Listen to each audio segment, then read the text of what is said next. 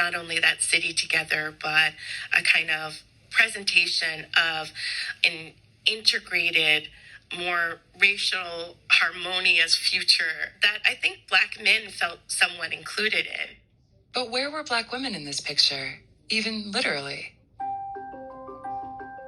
In 1969, Jeannie Bell became one of the first Black women featured in the magazine. I had a great looking body. Why not? Why not do it? You know? And he was paying me for it. Hey, I was happy. 4 decades on, and Jeannie is still achieving firsts. So now, I am the Guinness World Record holder 3 times for the oldest competitive rope skipper. I mean, somebody's got to do it. Why not me?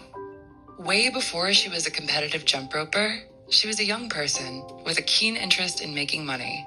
I remember getting my first job at 13 years old. I discovered you can work, you can get money for it. I got addicted.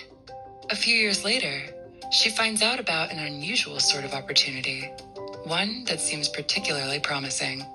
And I was looking at in this paper and I was reading it and it says, who would be Miss America? And I said to myself, I would be Miss America. The first step toward becoming Miss America was to become Miss Houston.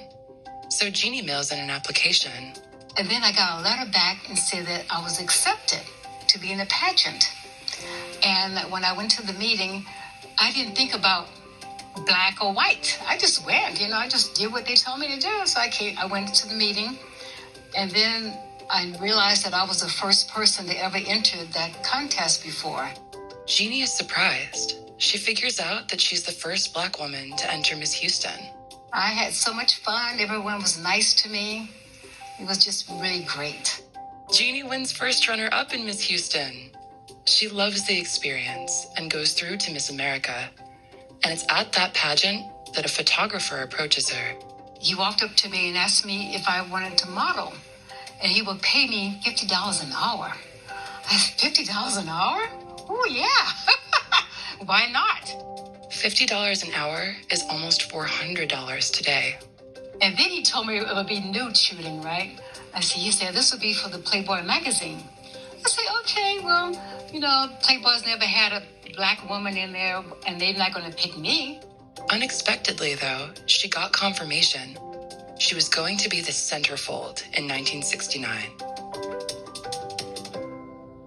He told me, he said, they want you to be in the magazine.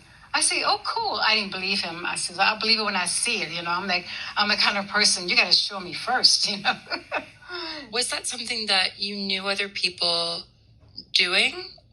Did you know other women who posed nude? No, or was that... no. I'm in Texas, you don't see things like that.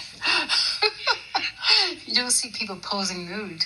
I was telling everybody and all my friends in Texas, oh, I'm going to be in the Playboy magazine, But no one would believe me because they never had a Black woman in the magazine. Could you imagine that?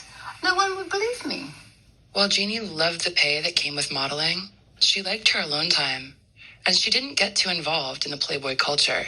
I was kind of afraid because coming from Texas where everyone would go to bed early at night, California, you stay up all night long. You wonder where everybody's going, And in 69, this when the women were wearing topless things. They weren't wearing a bra and stuff, And the guys were having the long beard.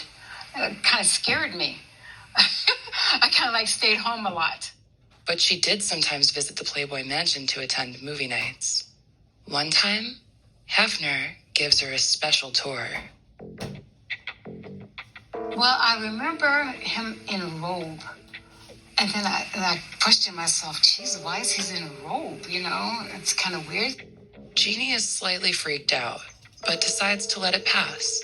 She introduces herself. Hi, Mr. Hefner. How are you?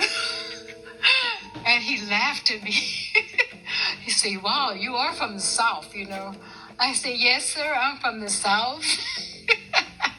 So Jeannie sits down on the sofa, and then Hefner has something else he wants to show her. And then he took me to show me his bedroom. And I says, oh, that's interesting. So he showed me, he's got this round mattress. in his bedroom, and he would push buttons on the bed, on the headboard, and the bed would like go around, like rotate around. It's the most Hefner thing I can imagine. A spinning round bed.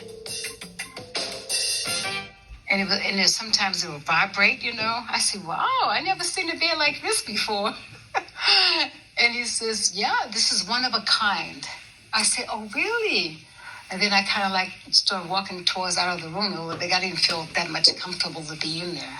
After he showed you the bed you were trying to make an exit? Yeah, get out. Yeah. Time to get out. Yeah, because I didn't know what to do after that.